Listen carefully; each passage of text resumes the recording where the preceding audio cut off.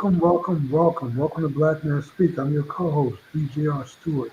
And I'm your co host, Tommy D. Duncan III, otherwise known as TD3. It is Wednesday, September the 17th, 2025. And if it's Wednesday night, And certainly Black Man Speak. So let's give a big shout out to Count Basie for providing our theme music. If you haven't already, hit that like button, subscribe to our channel, and hit the notification button so you can be notified when new shows are uploaded, which is every Wednesday at 9 p.m. And don't forget to go out and hit our shorts up on YouTube. They're very popular. And give them a thumbs up and a like to help us with the algorithm. That being said, Tom, let's move into another fascinating show where we bring leading edge information about the black community and social media. all right, folks, we've got a lot to unpack this evening, so we definitely appreciate you coming out tonight. We have a jam packed show, Jimmy, and we're going to start out with the condolence, but then after that, we've got a lot of content we want to share with everybody.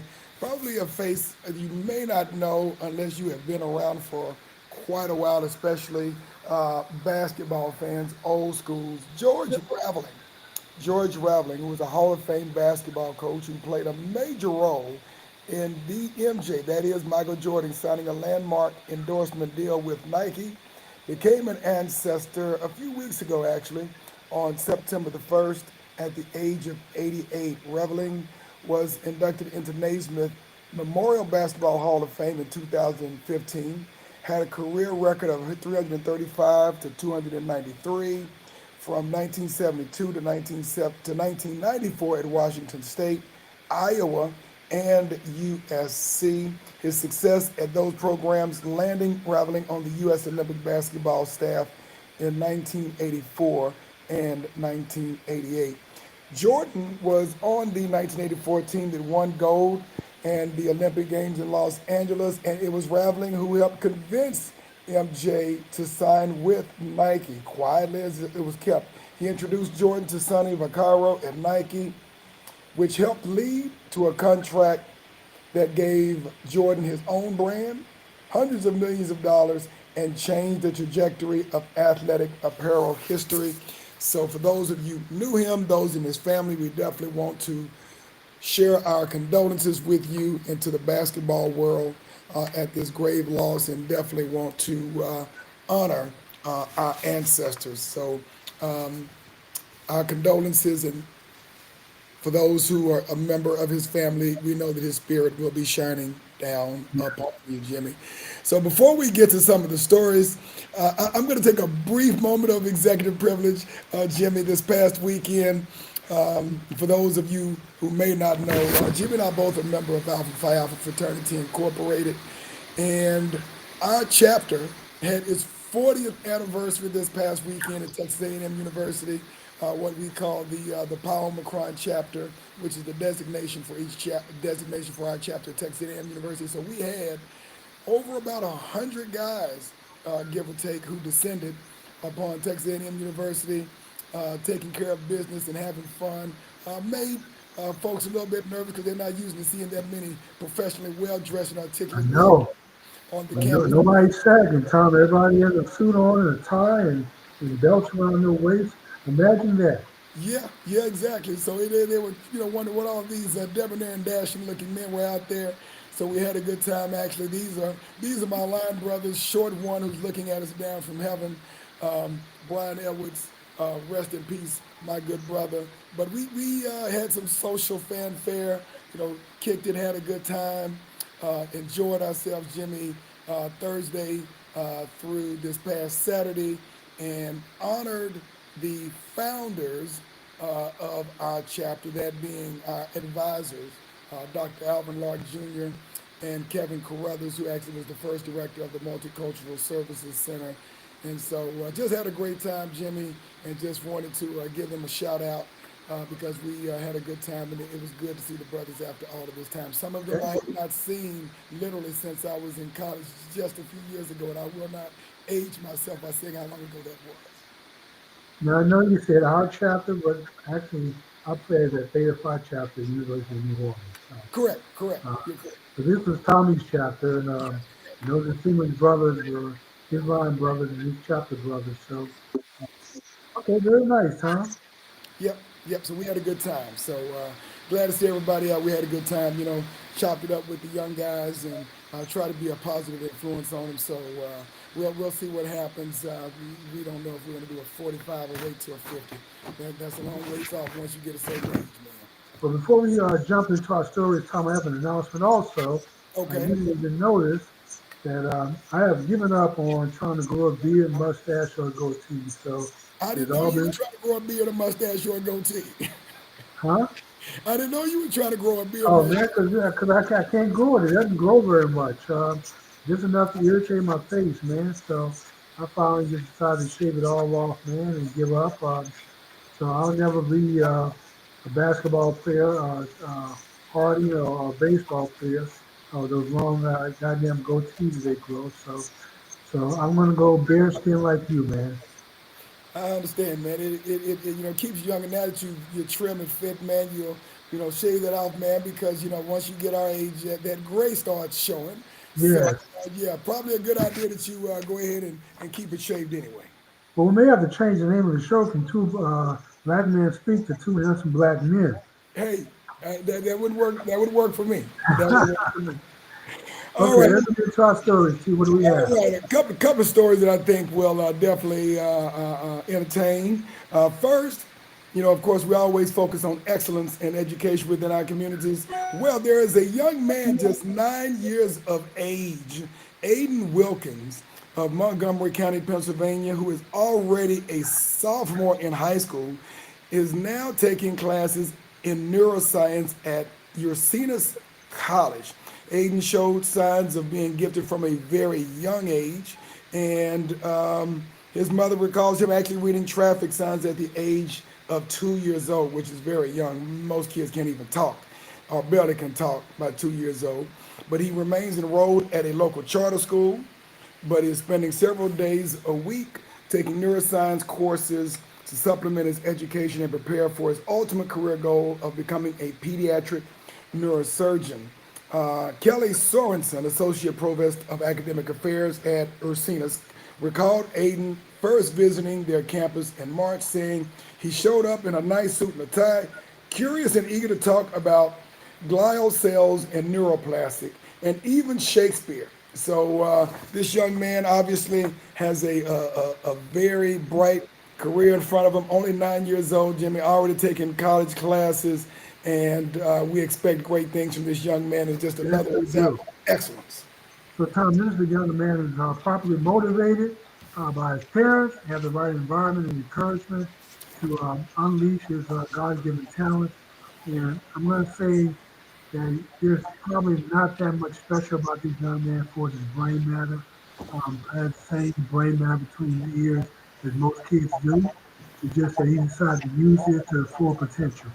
And so, parents out there, take note of this, that this could be your child, and you simply motivate them and encourage them and let them know that there's nothing that they can't do. Let them dream high and set their goals high.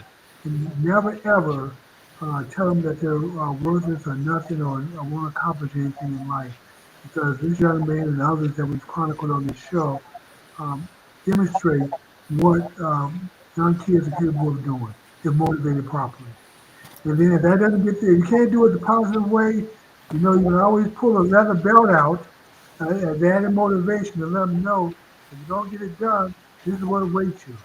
You have a fate with, you have destiny with the belt. It's All right. pleasant. Okay, Jimmy. We'll try to stick with the positive motivation. These kids are built a little bit different. They weren't built like us. They couldn't take the belt. And I mean, What do you mean you can't take the belt? Tell what does that mean exactly? what I'm saying, these young people nowadays are kind of fragile, Jimmy. They fall apart, call child protective services and all this other kind of stuff, Jimmy. So, I'm not saying that there aren't any folks out there, but these young kids are a little bit different. So, Okay. all right, we got now. We were talking about a 9 year old. Now we have a 10-year-old that we would like to celebrate. Okay. At just 10 years old, her name is Kendall Ray Johnson and is making history. The Southern Fulton, Georgia fifth grader, beautiful young lady, is the youngest certified farmer in the United States. a recognition she earned at just 6 years old through dedication and a backyard garden that transferred her family's life. In her backyard, she grows vegetables, tends animals, and helps manage her family's crops. Kendall's effort caught the attention of South Carolina State University's, I'm sorry, that was the wrong picture there. South Carolina, see if I can get this out of the way. There we go. That was from my earlier story. South Carolina State University's president, Alexander Conyers, who decided to award her a full ride scholarship Wow. to their university, a gesture typically reserved for student athletes, those playing football, basketball, baseball, etc. But the president said that if he could give scholarships to athletes, why couldn't he do the same for a scholar? The scholarship will cover tuition, fees, room, and board. Her And this is a long-term full ride. goal is to expand her farm to 100 acres, complete with longhorn cattle, poultry, and more. So this very, very exciting news about this brilliant young lady. You know, one of the things we always talk about, Jimmy, is controlling your institution, being able to employ yourself, feed yourself, clothe yourself, and control everything that you consume. And this is just one example of that. What time if the industry starts feeding us right now, we starve to death. Even though we have black farmers out there, but but we need to tie them in and get more of the that food distribution to black stores and stores in black neighborhoods, um, so that way we can circulate that money and support our black farmers. So congratulations to this young lady. I wish her well. And with 100 acres, Tom, and cattle, you can do quite a bit as far as probably feeding the kids on campus there.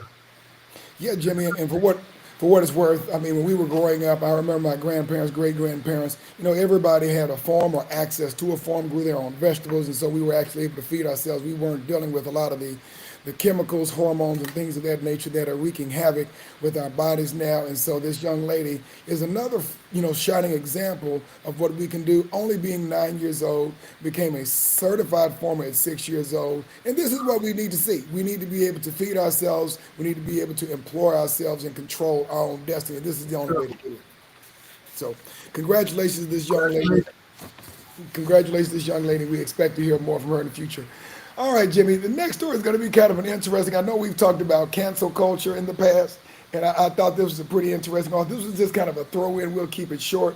For those of you who watch tennis, you may have heard the name of Taylor Townsend, the U.S. tennis star. Well, she has had to apologize for making a peculiar comment about Chinese food. Interestingly, I had never heard of it, but her original comments on social media, followed by an apology, came before she was the U.S. plays Kazakhstan at the Billie Jean King Cup Finals in Shenzhen, China. The 29-year-old Townsend, who is ranked #1 in doubles, posted videos of local dishes, including bullfrogs and turtles, and joked she would need to talk to HR about the quality of the food. Well, she took to IG again earlier today to apologize after facing public backlash about her comments. They didn't sound that crass to What me. is what's the backlash about? Well, I guess she was saying she had to talk to HR about the quality of the food because she was seeing dishes with bullfrogs. That's right, man. That's not something she normally eats. Oh, I So know, she's making a statement that this is foreign to me. She's yeah, in China, of I all know, places. I That'd know, be and like it's a Chinese person coming here and eating barbecue or something for the first time. yeah, it did not seem crass to me at all, but I guess she got some backlash sitting. She just wanted to come and apologize from the bottom of her heart, she said. She said she understood how privileged she was as a professional athlete to travel globally and experience cultural differences. And if she offended anybody, she truly apologized. I didn't know. I mean, let's be very clear, Jimmy. Some of the things that we know we see in Chinese food, and for those who are in the military who've seen all kinds of things in Chinese food, she was just kind of calling it the way she saw it, but I guess some people took offense to it. And plus, on top of that, Tom, this is just the Chinese government using her influence, probably threatening her and her agent that she would be invited back, that she apologized. I don't know. Sometimes people are just way too sensitive, and sometimes it's just best to laugh things off and move on. Yeah, I would say so myself. I got a couple folks on the chat line before we get started into our business stories. We got who is on the line. Want to welcome her. Says You, Jim. you blanked out for a second. Who do we have? Cousin Audrey K Hey, is Archie on K. the line. We also got Miss Tanya on the line, so I want to thank them for joining Tanya. us.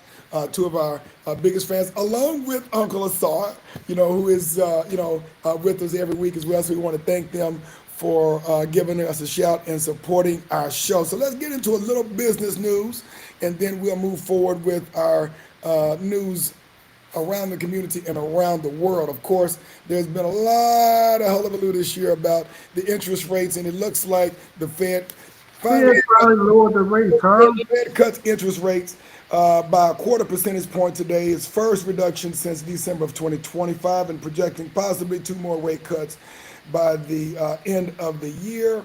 And the first time the Fed has eased rates since December of 2024. The labor market has slowed down, which helped contribute to the support for the rate cut and the economy, adding 22,000 jobs, or just 22,000 jobs in August. So, seeing that the economy is slowing a little bit, they want to, of course, stimulate growth and spending, and so that gave them a little bit more stronger impetus for rate cuts, because there was somebody complaining about interest rates needing to be cut 4 or 5 or 6 months Well, ago. not just complaining, Tom threatening to fire people. I think he already fired one. He Uh, hadn't fired anybody yet, Jimmy. I don't think. No, ain't nobody's been fired. He tried to fire Jerome Powell, but he couldn't do it. And of course, he's working on trying to fire Lisa Cook, and the judges said, no, you can't do that either. that So, is still in the works, but uh, you still don't want your boss to be upset with you. So I think well, Powell finally did the right thing, no matter what the motivation was, whether it's a dismal job report. And we can say the economy is slow in time, but when you go from posting 100 plus thousand jobs added each month to 22,000 jobs, that's not just a slowdown. That's a near stoppage almost. well, this is true. We were about to try to be nice. In other business news, for those of you who watch the stock market, we talked a couple of months, well, maybe it was a little bit over a month or so ago, about NVIDIA hitting the $4 trillion mark. Well, Alphabet, which is the parent of Google, just hit the $3 trillion mark for the first time, and joining the other three T companies, along with Nvidia, who hit 4 trillion, Microsoft, and Apple. A couple of things that contributed to that, they got a favorable ruling on an antitrust case earlier this month, easing fears that Google might be forced to sell its Chrome browser and Android, basically anti-monopoly legal issues, but they got a favorable ruling on that. Of course, they are heavily involved in the AI space. They have their own Gemini AI model, and then, of course, they're heavily into cloud as well. So they hit the $3 trillion mark. So for those of you out there who have some positions in Google, you should be looking pretty good. I mean, I think they've just grown 30% this year. And for those of you who are not stock folk, for those of you who put your money in the bank, you're getting like less than 1/2 of 1%.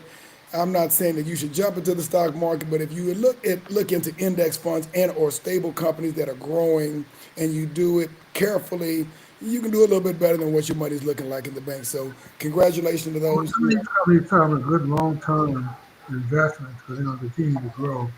But I just share, and this is not necessarily my advice to you, financial advice, but just my strategy has always been I'm a bad news investor. So I'll wait till Microsoft has a bad earnings report or Walmart has a bad and send the markets tumbling.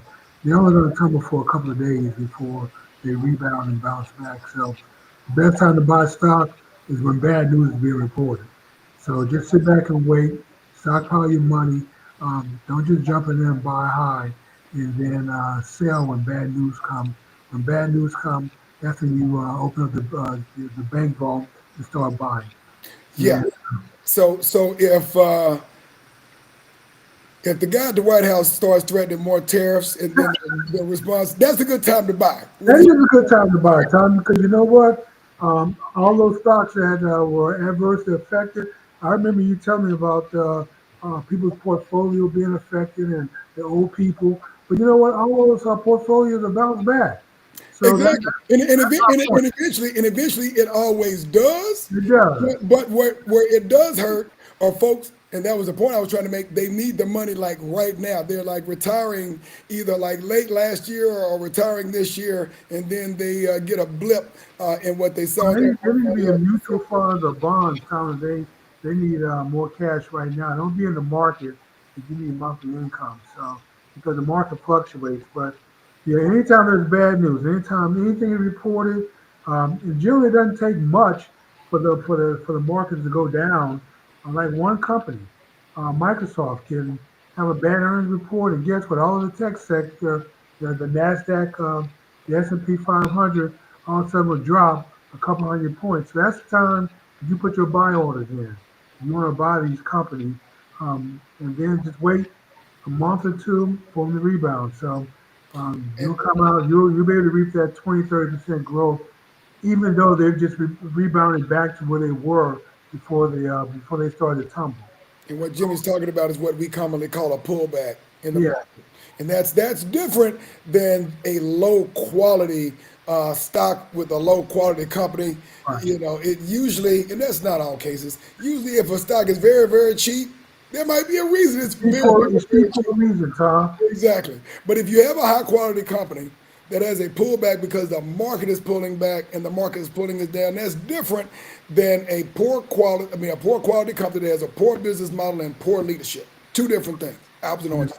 All right, let's do one more story. For those of you who are dessert and ice cream lovers, it looks like one of the co-founders of Ben and Jerry's ice cream has quit after being silenced by Unilever, its parent company. So Ben and Jerry's co-founder Jerry Greenfield, who has left the boutique ice cream maker after almost half a century due to a dispute with parent company Unilever.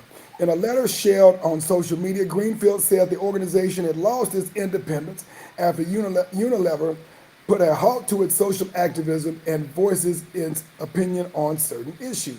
His exit marks the latest episode in Exodus that started in 2021, and Ben& Jerry's said it would stop selling its ice cream in Israeli settlements in the occupied West Bank and East Jerusalem. Ben& Jerry has long been known for taking its public stance on social issues since its founding in 1978. Greenfield said he was no longer continued to stay with the organization in good conscience when he is being silenced by the Unilever. So basically, he Tom, said that they first are of all, okay, this is what happens. You sell the company, they keep you on to run the company. And now you're surprised that the parent company is putting their foot down because they have a brand and image they want to protect. You're out there making statements on social media. Uh, Obviously, you've done said something to embarrass the company. So that'd be the only reason they're trying to silence you.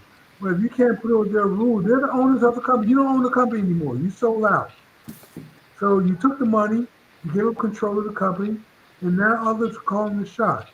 So either you're going to play ball with him or you leave. So you're doing the right thing. And that's what he's doing. And that's what he's doing at this point. Yeah, just leave.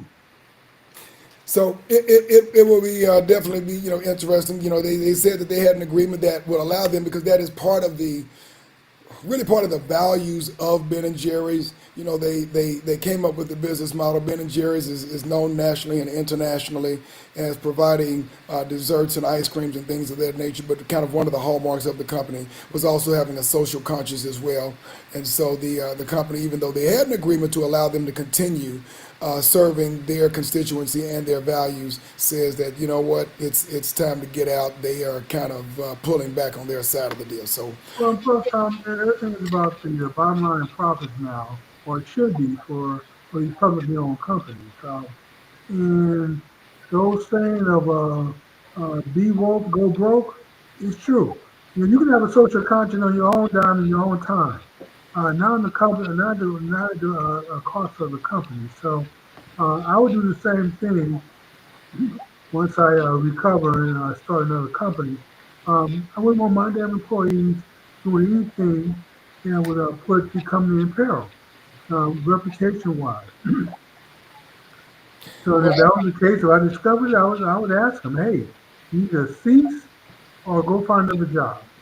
Well, it'll be interesting to see what happens. We remember some time ago when Apple got rid of Steve Jobs. It wasn't over social issues or things of that nature, but he was No, kind of the founding spirit of the good company. And old create a difference. that Yeah. Apple went downhill pretty hard before they had to bring him back and kind of resuscitate the company. You know, ice cream is a little bit different than technology, but these guys were the founding spirit of the company. Well, So when we you're a wish you the best. billionaire, Tom, you can go off and start your own tech company, um, software company.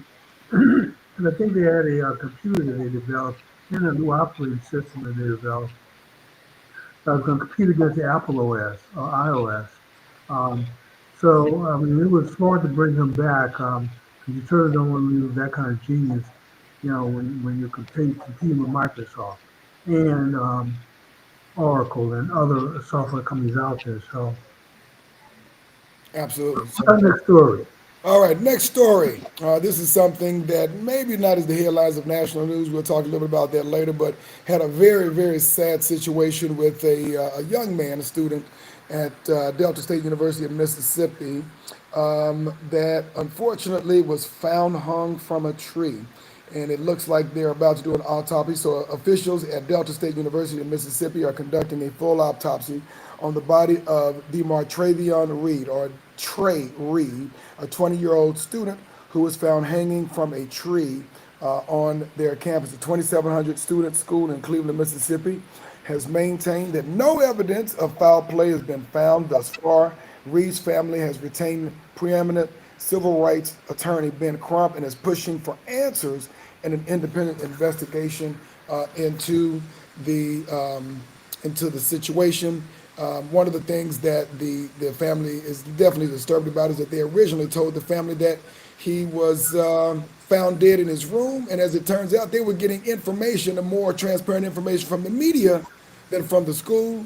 And so now they are getting outside counsel in order to find out what's really going on, making sure they do an independent autopsy and investigation.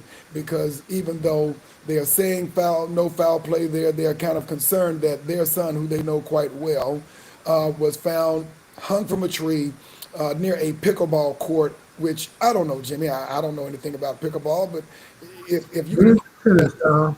what's that? Miniature tennis. Yeah, miniature tennis. I don't know if you're doing something like that if you're in a depressed state. I don't know. We don't know if there's foul play. We don't know if there is what you would call mental health issues here. But if you're going to usually do something like that, I don't know if you're going to be doing it near a pickleball court. But this is a very, very sad situation. We definitely hope that the family is getting some transparency from the university, because I don't know if they have followed up yet, but the university has not even called the parents, and now they're in the news about it. So it's looking like kind of a mess. One time I'll say this, if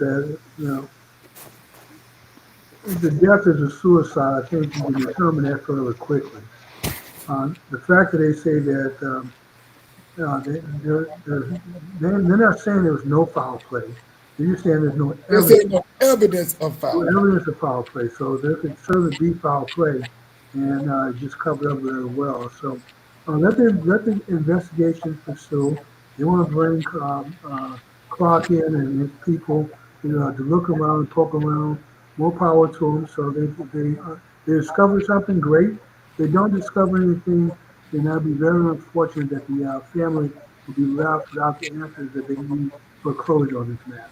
So let's hope that they find whatever they're looking for, so they can put closure on this and figure out exactly how and why this young man died. Yes, I would agree with you completely. And got a couple of things on there from this square. Wasn't a second boy found. There was a second young man found in Mississippi. Wasn't at the same school. Wasn't in the same area. I don't. The name is kind of Middle Eastern. Zakir. I cannot pronounce his name well. I don't have the name in front of me, so I'm not enunciating. But there was another young man who was found. I don't believe. I believe it may have been a hanging situation, but it wasn't in the same area. So we don't have a lot of information on that. We have more information on this one with Mr. Reed, but we will definitely be keeping an eye on this story because, again, as Jimmy says, whether it is something suspicious going on or whether this is a mental health issue where somebody actually took their life, this is not something that any family or parent wants to go through. And really what they're looking for is transparency so they can have closure. Right. regardless of what happened, is to have closure as to what happened to their child. Well, let me say this, Tom. If there's another hanging, I saw looking at truck drivers because they move around, and serial killers who are truck drivers tend to have bodies stacked up all over the place, never concentrated in one place, which makes it very difficult to catch them. So let's hope that there are no more hangings. But if another hanging pops up in the news, yeah, let's start looking at these truck drivers and figure out what's going on. Whose truck was in the area? Since I think they GPS track trucks now, they should be able to figure out a commonality of routes and location based on your GPS footprints. So, I would agree. And the other thing that has come out is that the family has pushed for a videos that they do have on campus because most of these campuses, because of safety reasons, do have cameras all over the place, and so they are pushing for videos that might be able to, give them some more answers as to what may have happened to Mr. Reed, and so they are pushing for that also to be released so that they can, know what happened to their child as well. well, So if there's an active investigation going on by law enforcement, they may not release the video because they want to tip their hands. So let's wait until the investigation is closed, and then you certainly demand that the sheriff office, the local police, and the school campus police release all the evidence.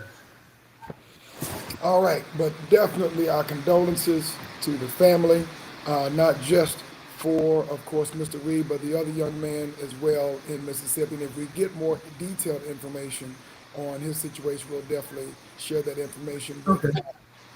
folks as well next week as this story gets a little bit more teeth on it. Now we'll talk a little bit more with probably the number one, number two, and possibly number three news article on most news stories. Of course, that is the unfortunate situation with Charlie Kirk, who is a conservative, not show host, but a voice within the conservative community who was, I'll just call it what it is, assassinated when he was at Utah State University. The authorities have said that a 22-year-old Utah man accused of the fatal shooting of Charlie Kirk planned possibly at least a week in advance of the shooting. Tyler Robinson is his name, has been charged with aggravated murder and other crimes. He appeared briefly before a judge yesterday by video from jail. Utah County Attorney Jeff Gray earlier said he would file a notice to seek the death penalty Yeah. and that Robinson would remain jailed without bond. The judge has said he will appoint a public defender for Robinson. Kirk, a confidant of President Trump, was shot and killed on September the 10th, about a week ago, during a speaking engagement at Utah Valley University. And of course, clearly it was a targeting. There are a lot of circumstantial evidence. The FBI, of course, has been looking into this, and it looks like it's some pretty dubious circumstances here with this murder. I want to say this, Tom, for those that out there, one who's calling this grown man a kid to downplay what he did is despicable. And those who defend his action, I don't care if you agree with Charlie Kirk, disagree with him, or somewhere in between, because no one totally agrees or disagrees with any other person. It's generally fluid, depending on what the subject matter is. But shooting someone, physical violence, is never the answer for disagreement. And in fact, we should be open to having some kind of discourse to discuss. This is my point last week. I think I may have offended Miss Tanya. If that's the case, I certainly apologize for you of that. If you thought I was trying to defend this person who threatened kids, I wasn't. My point is that we need these people to be vocal about how they feel in an open environment so we keep an eye on. It's best to know how people think and what they're planning. Let them talk about it as opposed to letting them take some kind of action and keeping their thoughts secret. So, so there's nothing defensible about this person. There's nothing to defend. He's not a kid. He's a grown man. And once again, Tom, I hate to bring this up, but it just seemed like there's another connection with a shooting and alphabet people in the trans movement. So I believe I believe this young man was in a relationship with another man who was, they say, is transitioning to be a woman. So basically, he's a trans, but the both of them are gay. Um, and and yeah, we have another national shooting tied to the alphabet people and the whole trans movement. So um, there may be a a cause for us to pay more attention to this community time than we are right now. So, celebrating this community, giving them the power and the influence that they currently have, may be unwarranted. May have to rethink this. Maybe go back to the days where you looked up to black people and cared about what black people thought as opposed to the alphabet people. What say Well, you? what I say is that if you do the research and you look at the statistic, the overwhelming majority of these types of murders are not attributable to the folks from what you call the alphabet community. In the last 3 to 4 years, you can count on one hand mass murders and or mass shootings that are attributable to the LGBT community. There are some instances where there one. This is one. And interestingly enough, he came from a very conservative, far-right family environment. Yeah, but he came from the family time, but he didn't follow the and, family. and, and he was a part of that family and had some of the same Yes, values. he did, but Obvious, his mother obvious. said he was radicalized by social media and his friends. So, Oh, okay. So we're gonna blame it on radicalizing social media when he's yeah, so, when he's a fully formed adult, he was radicalized. Okay, that's yeah, fine. But he came from a grew up very in a conservative conservative. He family came and from fell a off the very wagon. conservative environment that was far right.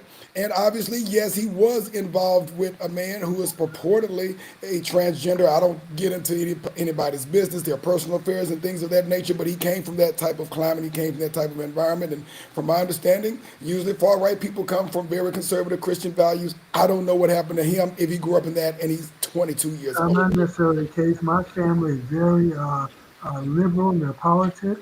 I'm very But his conservative. family was very conservative. And my daughter, even though I'm very conservative, my daughter's very liberal.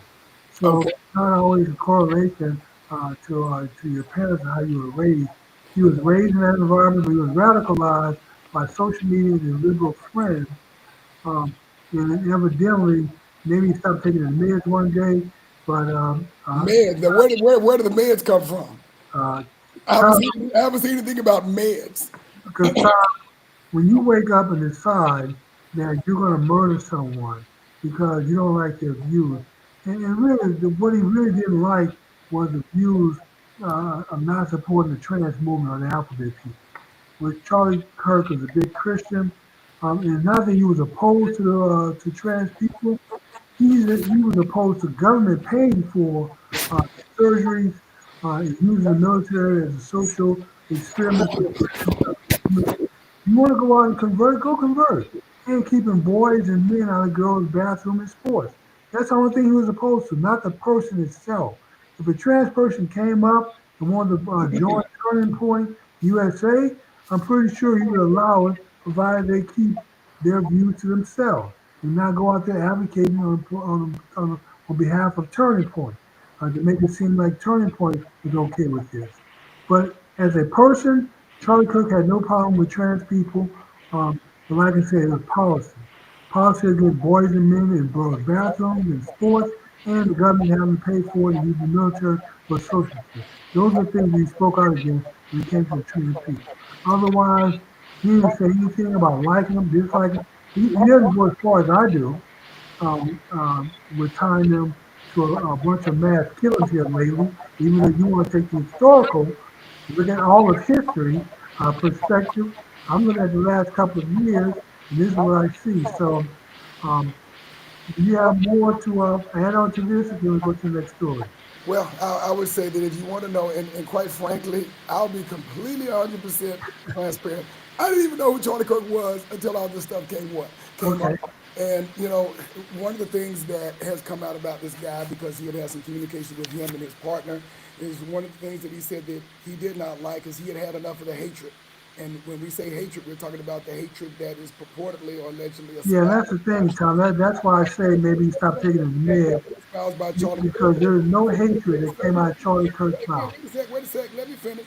What Okay. he's saying is that he had had enough of was the hatred that was being spewed and he was associated with it. That does not condone in any way him committing to violence to address this issue. And one of the things that you and I have talked about back and forth is we live in a country that glamorizes, unfortunately, glamorizes and embraces violence, and also are very, very ill prepared to deal with the realities of mental health issues in this country. It happens to people who are the most vulnerable, people who are poor, people who are typically not wealthy. And then when it happens to other folks, people are surprised. Then you start getting billions of dollars of programs in it. But whether this is a mental health issue or another issue, from my understanding, the gun that this young man had came from his grandfather that was gifted to him from his father. And so whether you say, well, what about his access to guns? It was a gun that came from his family. And in terms of his criminal history, all of that information has not come out yet. But again, we live in a country that embraces anger.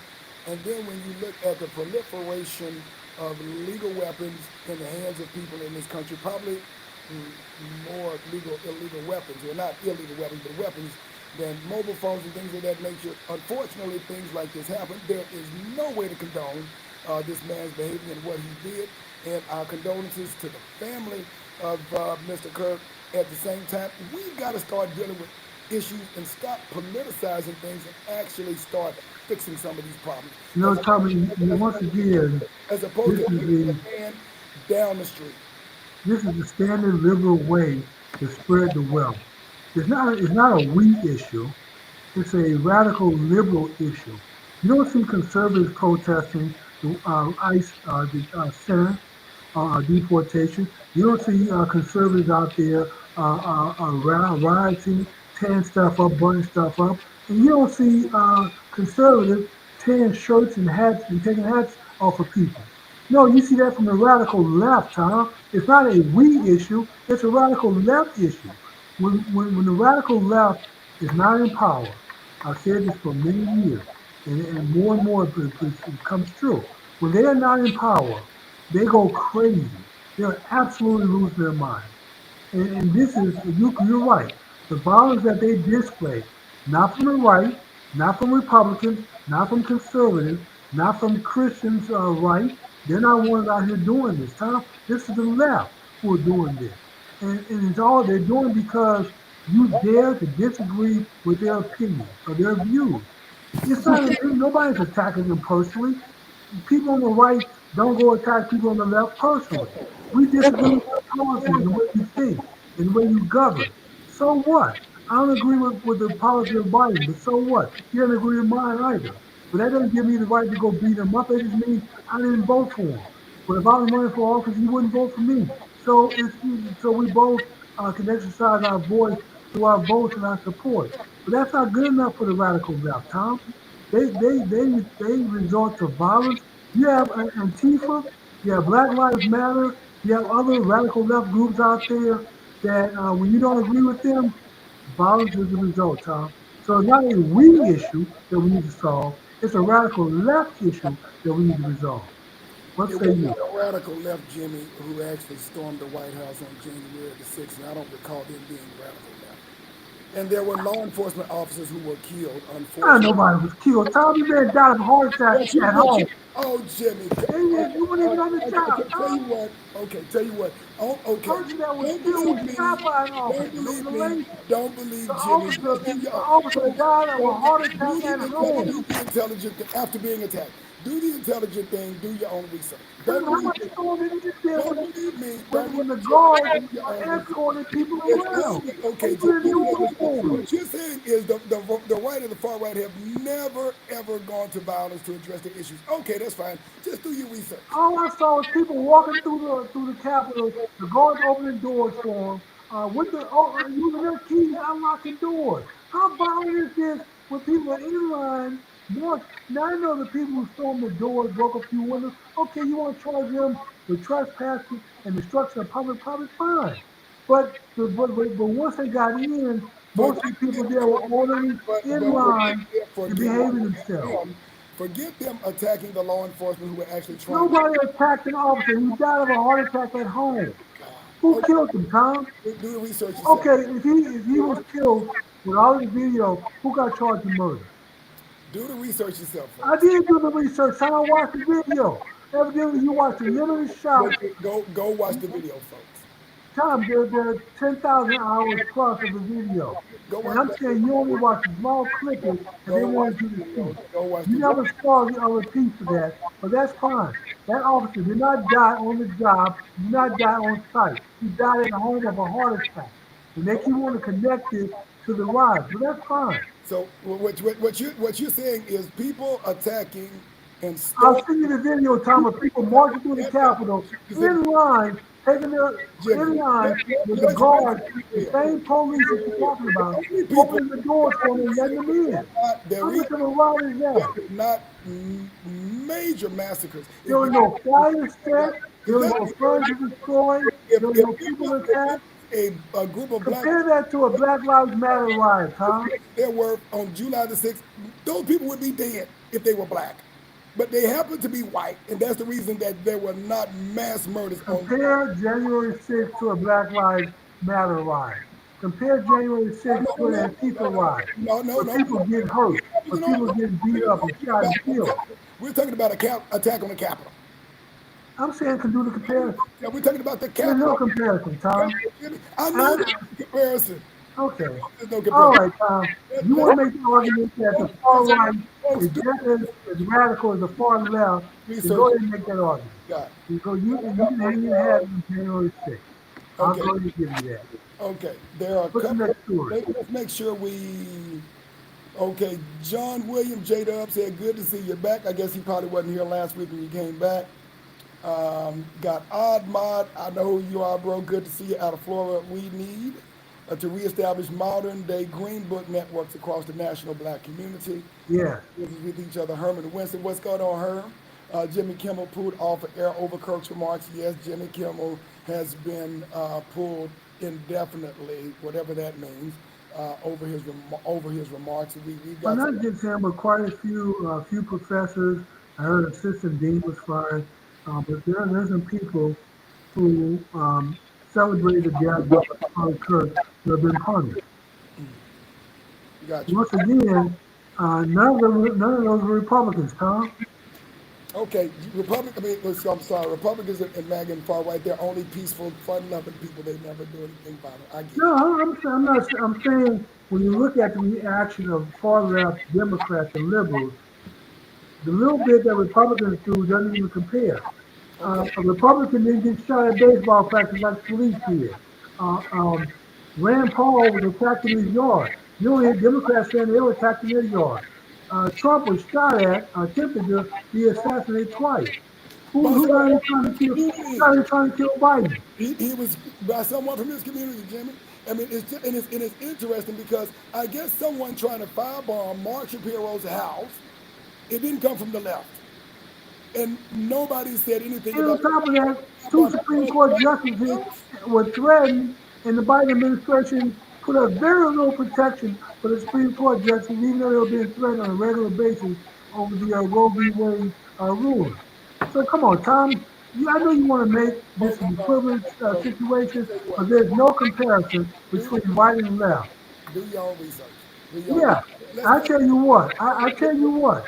Let's Here's the test, Tom. go ahead and go And I on to. know you want to be honest about it, We'll, but it's but okay. if you had two groups, the far left coming to your neighborhood to protest, or the far right coming to your neighborhood to protest, the last thing you want to see is Black Lives Matter and Antifa coming to your neighborhood to protest.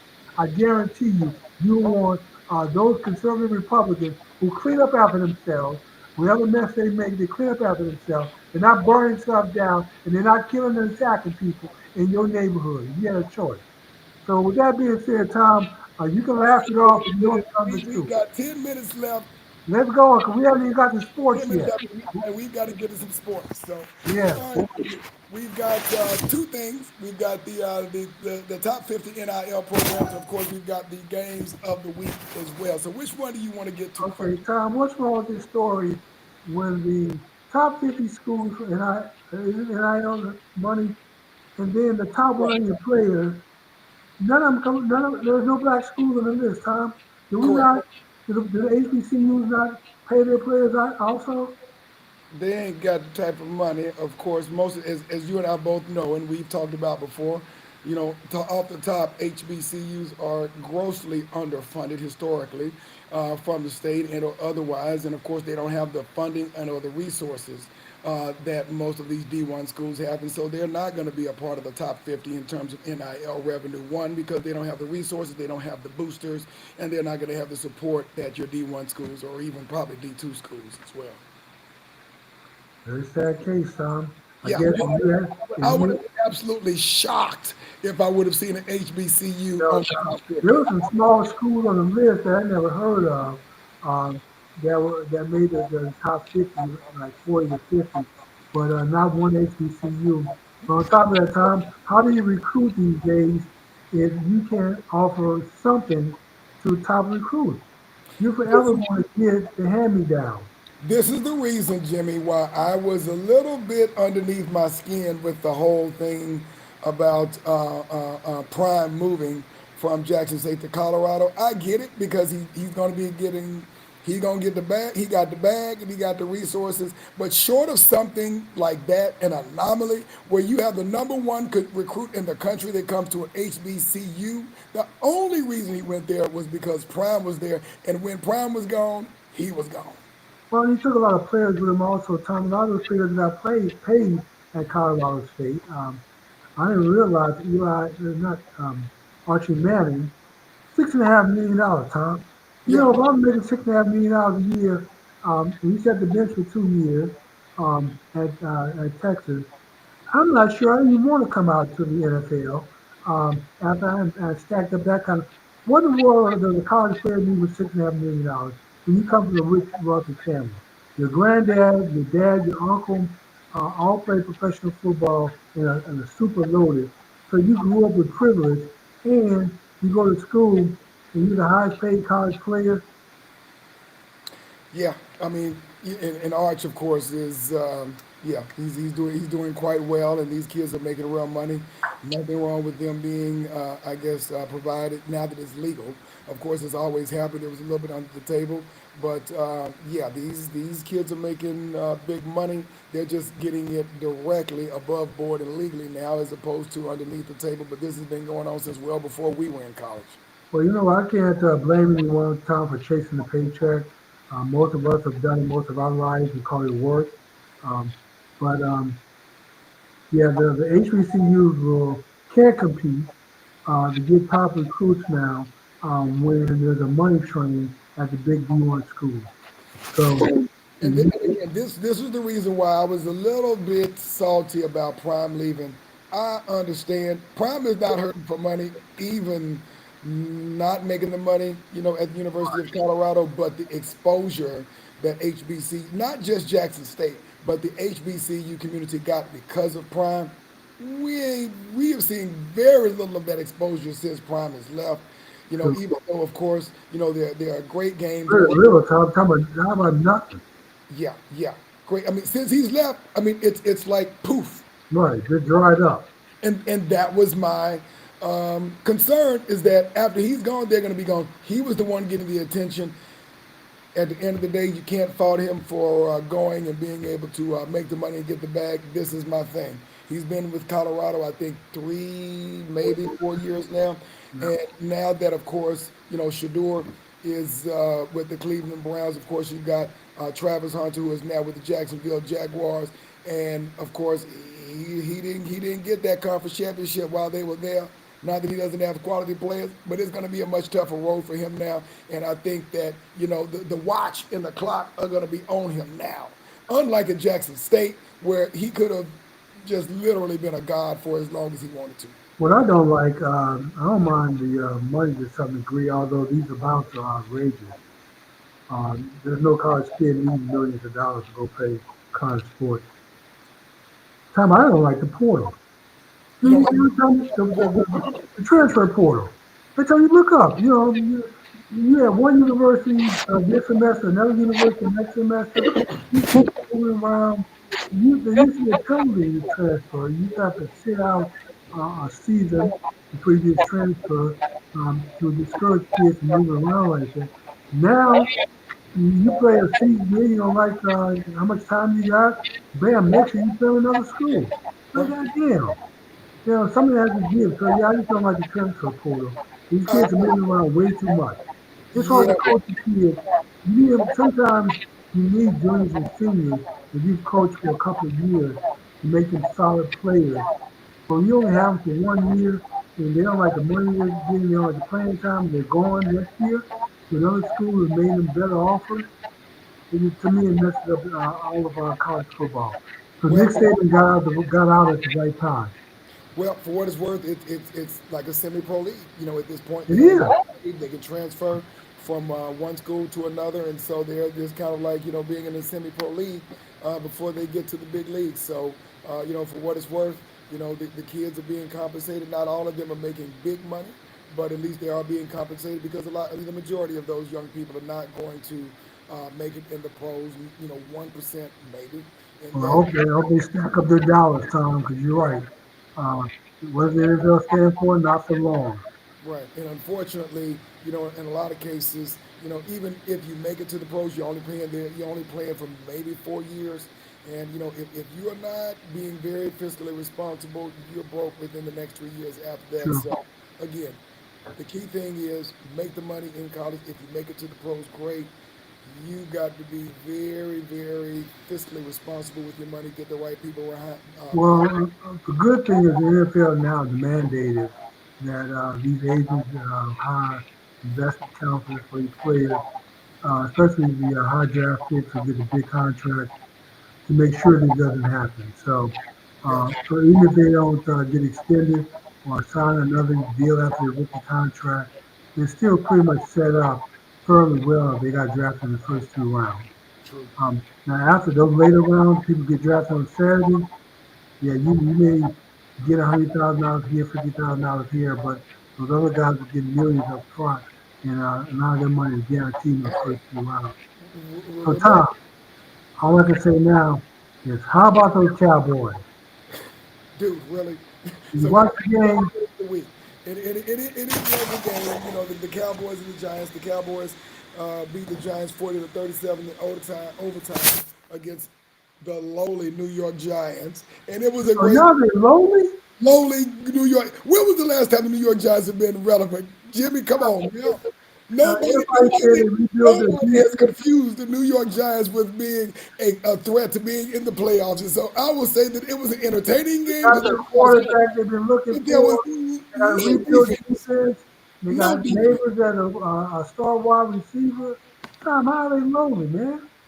The Giants have not been relevant in what 15 years, man. I'm talking about in terms of being able to compete in the playoffs. That's what Tom, I'm trying to say. okay. That's what I'm saying. Last season, the New York Giants lost, led the league in a number of one-score losses. They So still lost. they've been very competitive. They just can't close it at the end. And a lot of times it comes down to who had the ball last, like with Texas A&M and Notre Dame, um, and that was the Cowboys. They were fortunate enough to get the ball back with a few seconds left, were able to get down the field, kick a field goal, win the game in overtime. That easily could have been a victory for the Giants if they had held on to the ball and had the ball last. They scored too soon, Tom. Well, whoever was going to win the game was the one who had the ball last, and that just Yeah. happened to be the Dallas Cowboys. There was a complete absence of defense in that game, and again, that tells you all you need to know. The New York Giants have not been 450 relevant. yards, Tom, 3 TDs. Yeah, I would say that the secondary got toast big time. That oven, they never turned the oven off. They just kept getting toast. And you played, did you play cornerback or safety in college? Safety. Safety. Okay, as a safety, you never ever allow a receiver. The saying is, if you even with the receiver, you're losing. And if he pass you, if he's leaving you, then the quarterback is heaving. You never ever want a receiver to get past the safety. How many times did Elam, Diggs, and our safety have that number one? I think his name is Neighbors. Go just blow right past him. No moves. just straight up running to the end zone and getting past them. I'm like, man, how do you let this happen when your job is to keep everything in front of you and help cover? So yeah, we got some work to do in that secondary. So we got toast, burnt. Yeah, Uh, Jimmy. it wasn't even black, and you can't even claim it was Louisiana black and Tom. This was just some straight up being burnt. I would agree, but that's what happens when you get a fired coach from the Chicago Bears. Was Matt Eber? Well, I forgot his first name. Eberflus, I believe was his name. He may not be around very long if they don't fix this secondary, Tom. Yeah, We used to have a decent secretary with Bland, with Diggs, with some of the players that we had, but now I don't know, boy. That secondary looked terrible. yeah, and both secondaries look terrible, but that's kind of who they are. They gave Russell Wilson enough time to be able to torch them, back and forth, and that's what happens when you lose your edge rusher and you can't, stop the run, and that's what happened Okay, in essence. let me put once again. I have to come to the rescue here and bail you out on these statements that you make sometimes. In the fourth season that Michael is here, he played against the Giants 8 times. During those 8 games, Tom, he registered 4 sacks. Four. One, two, three, four. That's a half a sack a game. Tom, we're going to pay 100+ million for a half a sack. We got, I think, 1.5 sacks against the Giants without him. So without spending 100+ million, and we got 2 draft picks in the first round, we were able to get 1.5 sacks for a person who only got us in 4 seasons a half a sack per game. In I some of will. those games, Tom, he had multiple sacks, so there were some games he didn't even get the half a sack. So I'm not missing Micah with all this overblowing of how great he was. He was not Lawrence Thomas, LT. Nobody's LT. Nobody's LT. He was not Mike Singletary with the Bears, Who was a linebacker, not an edge rusher.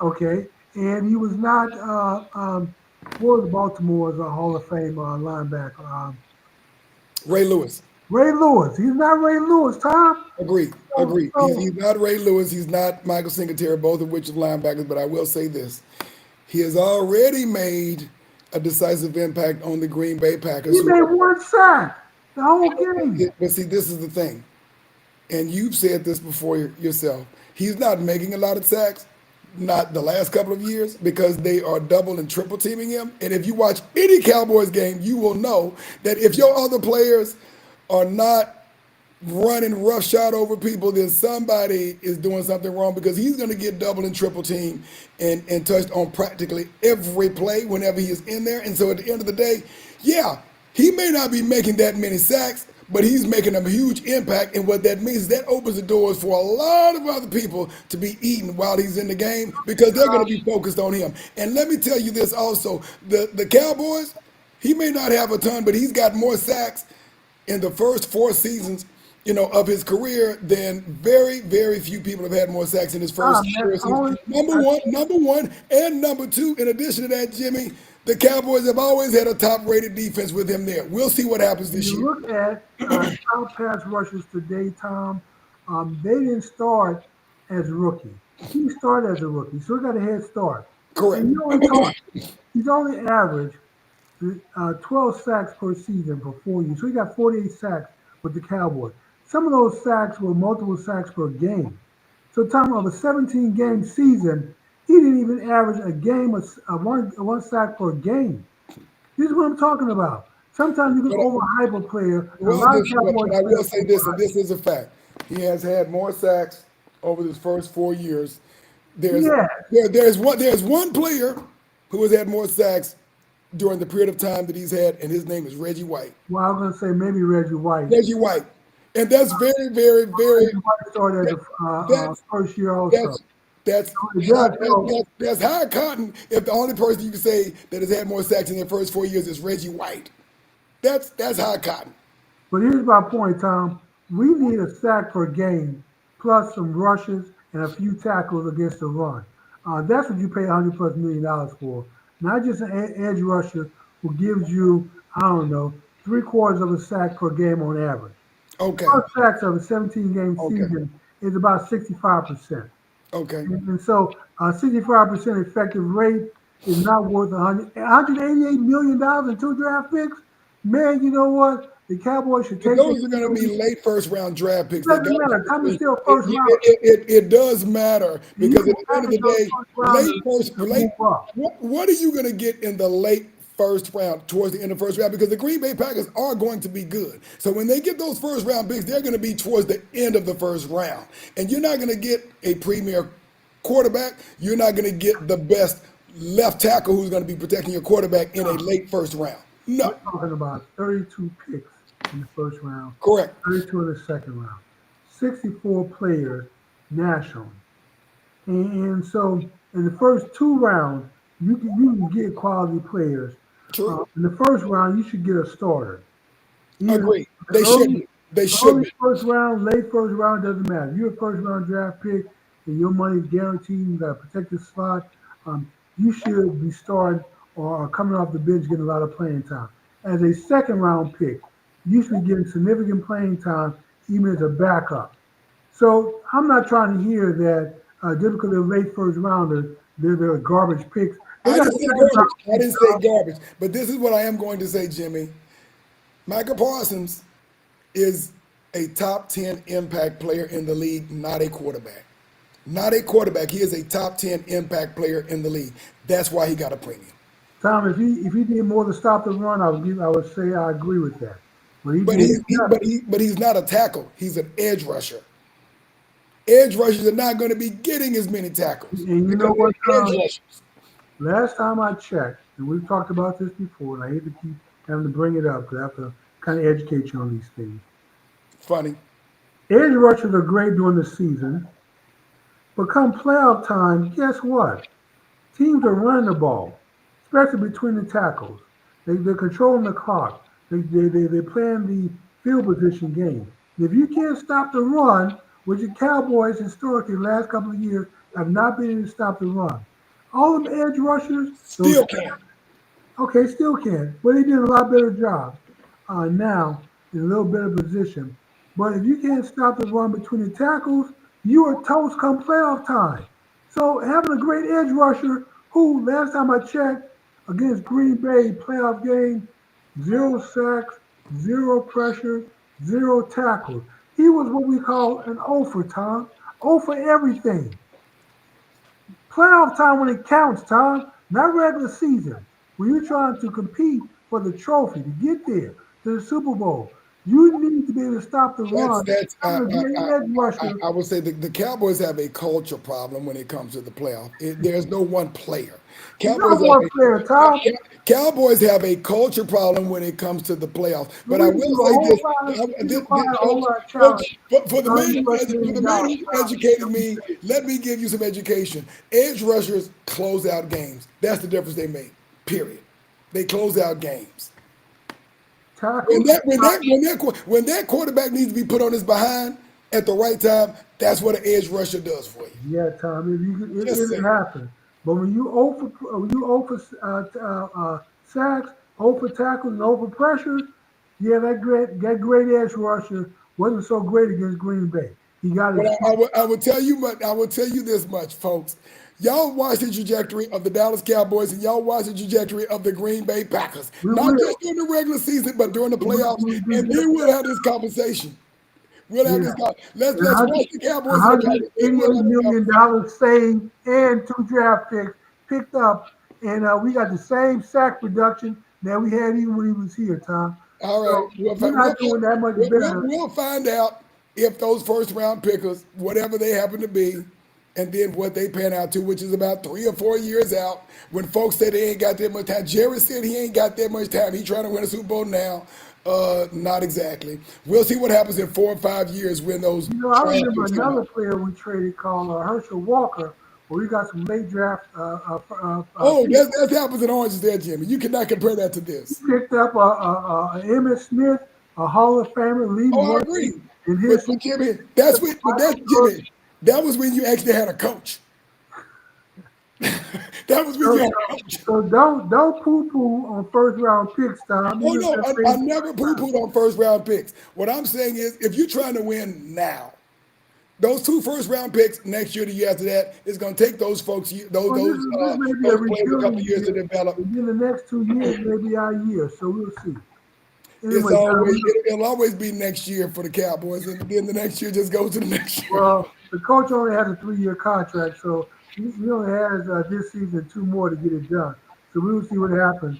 And Jerry, I ain't trying to wish death on anybody, Tom, but I'm not thinking he's going to be around too much longer. Um, so yeah, so Cowboys will not be stiffed in the Super Bowl while he's 6 feet above. okay, that's your prediction. We'll see if it That's comes. my prediction. With that being said, Tom, I'll give you the last word and go ahead and close the All show right, out. folks, we want to thank everyone for joining us tonight. We hope you enjoyed the show. Continue to, again, if you haven't, make sure you like this show, share this content with somebody. Of course, subscribe if you haven't done so already. And of course, we'll look forward to seeing you next week with another riveting show, Jimmy, because if it is Wednesday night, It's Trevor Blackman speaking. good night.